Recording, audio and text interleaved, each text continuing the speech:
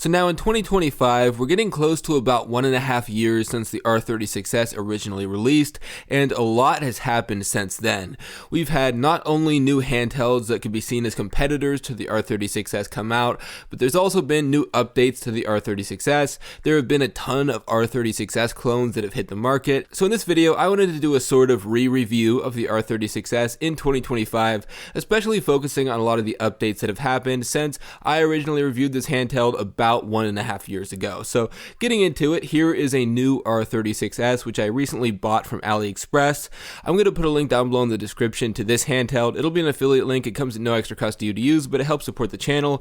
It's the exact AliExpress store I bought my handheld from, and a big reason for that is also there are a ton of clone handhelds out there when it comes to the R36S that are sold as an R36S but have some features that are lacking, and I'm going to talk more about that in the video. So I'm just going to be saying right now this is a genuine R36S. And again, I'm going to talk about how to identify that more and more later. So here is my new R36S.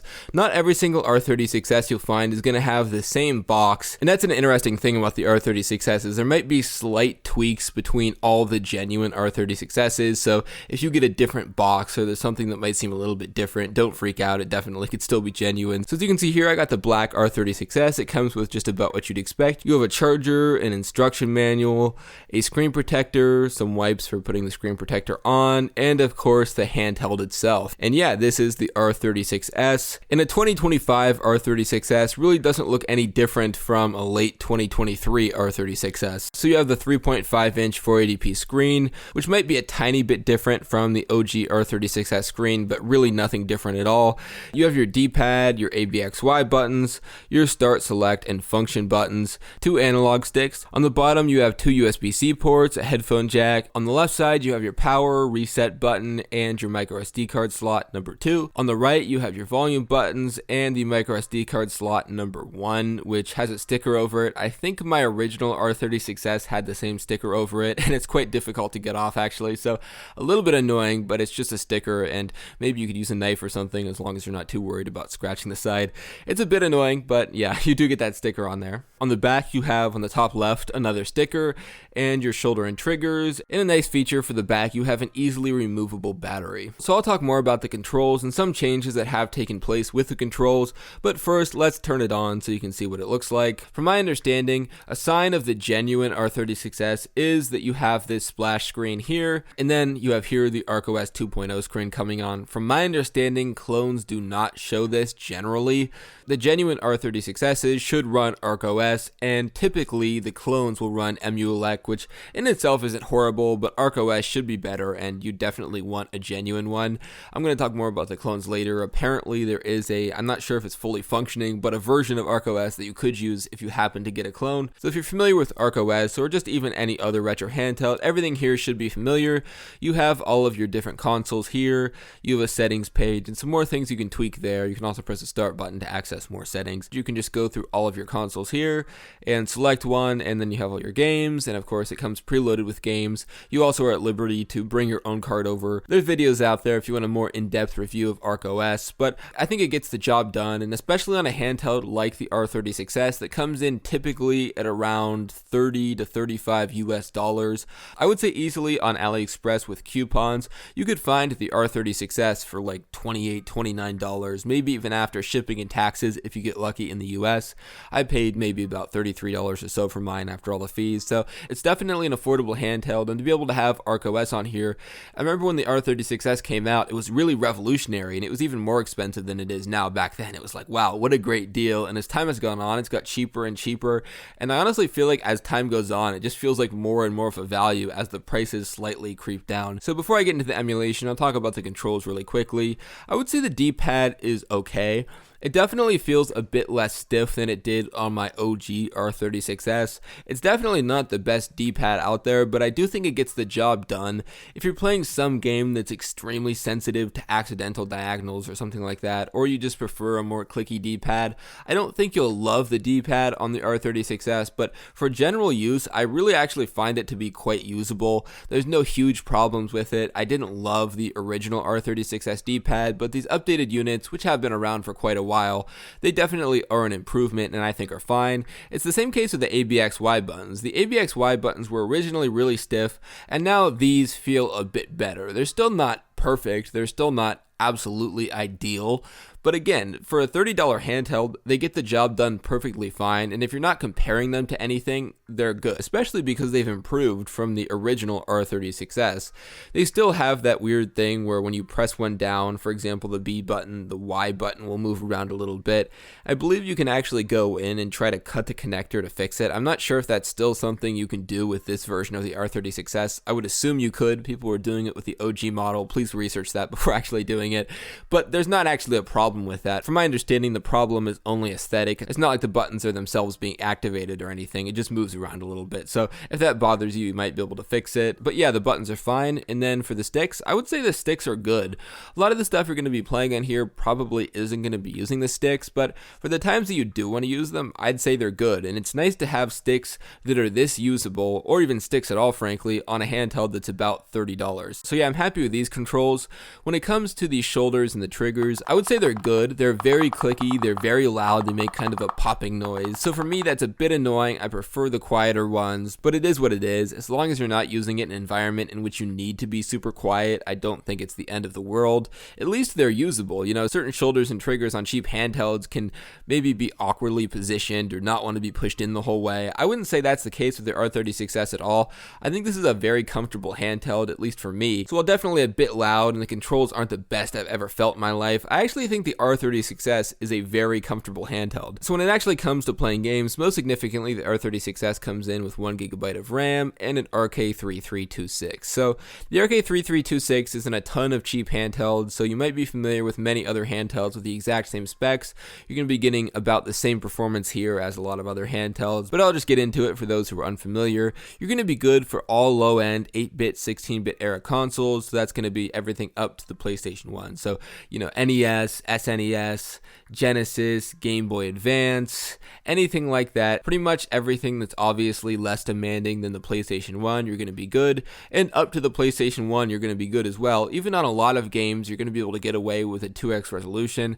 I won't say that's the case for every game, but quite a few you actually can. So yeah, for this kind of emulation, the R36S is perfect and you're not going to really encounter any problems. The version that I bought didn't come pre-installed with any Portmaster games, and I'm not going to be doing any testing here, but you can do quite a bit of Portmaster on here as well, and you can look at different people that have tested out certain games on this or look online at compatibility lists. If you're interested in that, the R36S can handle a lot there well. So where the R36S really does start to struggle is everything above the PS1, and that's N64, Dreamcast, and PSP. So I'm not going to say it can't play any N64, Dreamcast, or PSP games. It definitely can, but the libraries are going to feel very incomplete for each, and you might have to make certain concessions to actually be able to play certain games. So I'll go into these individually. First off, the N64.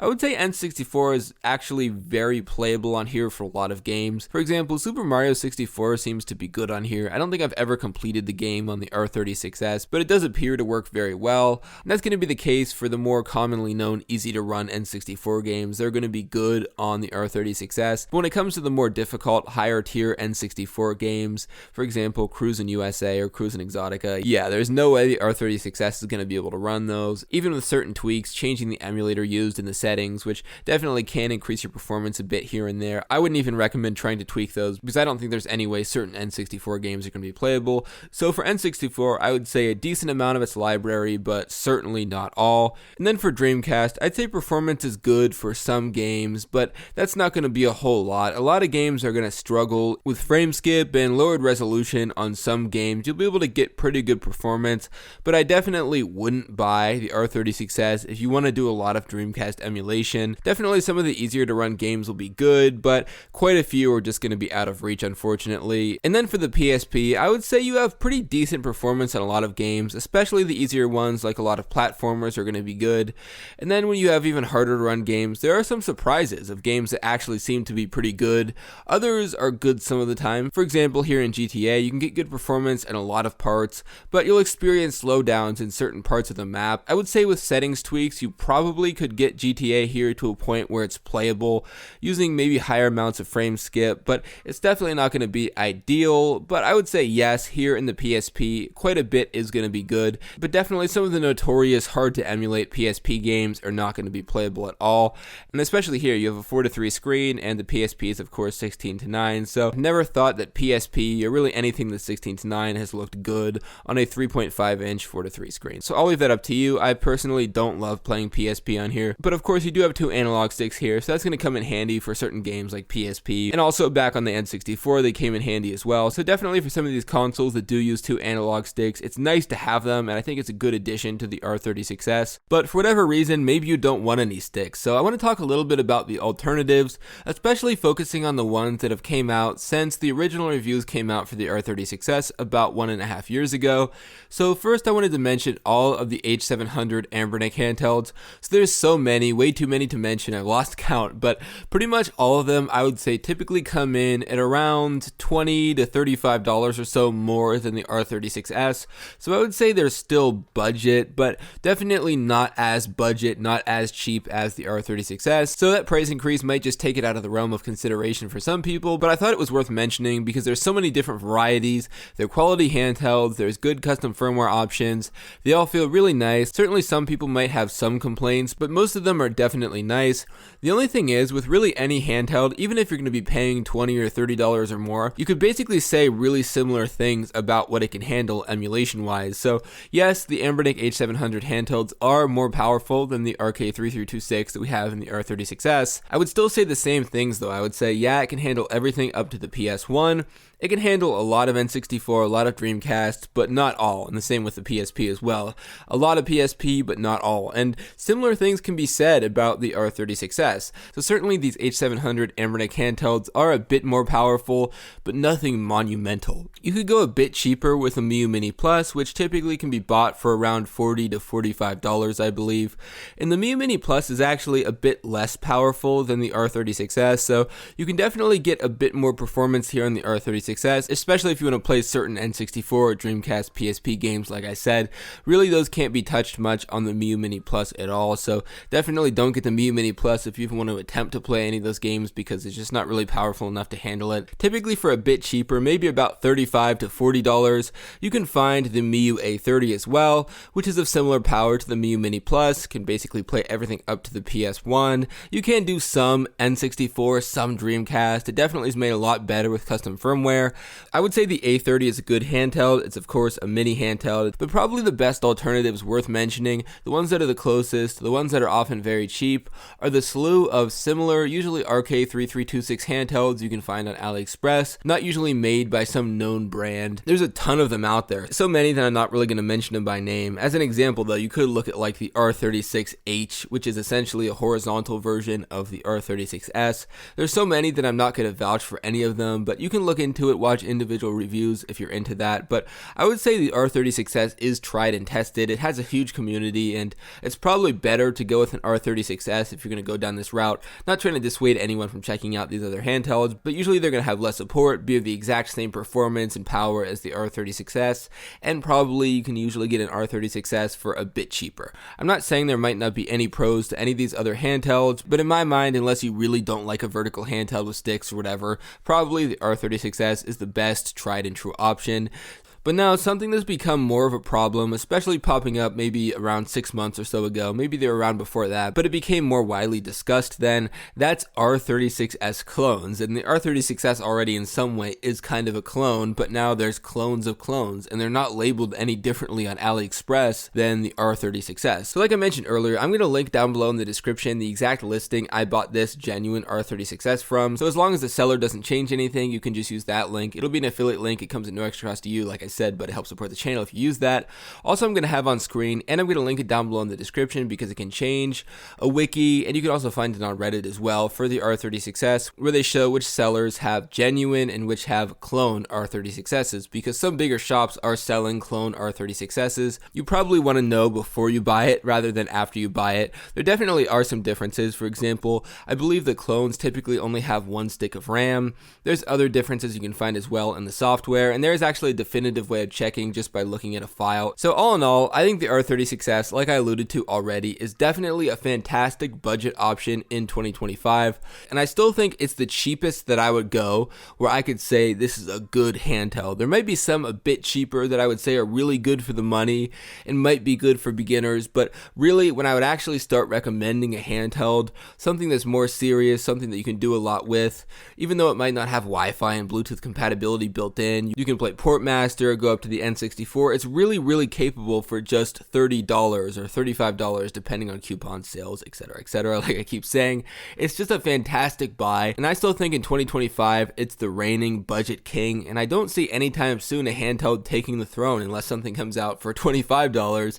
It's a small decrease in price, but yeah, that would probably become the budget king, especially if the R36S continues declining in price, because the R36S used to be like $50, and even then I thought it was a good deal, and now regularly available for $30. It's just such a fantastic price. So yes, I still think the R36S is fantastic in 2025, and probably even going forward into 2026, it wouldn't surprise me. Anyway, so if you enjoyed the video, I'd really appreciate it if you could leave a like and subscribe. I'll see you in the next video. Have a great rest of your day. Bye-bye.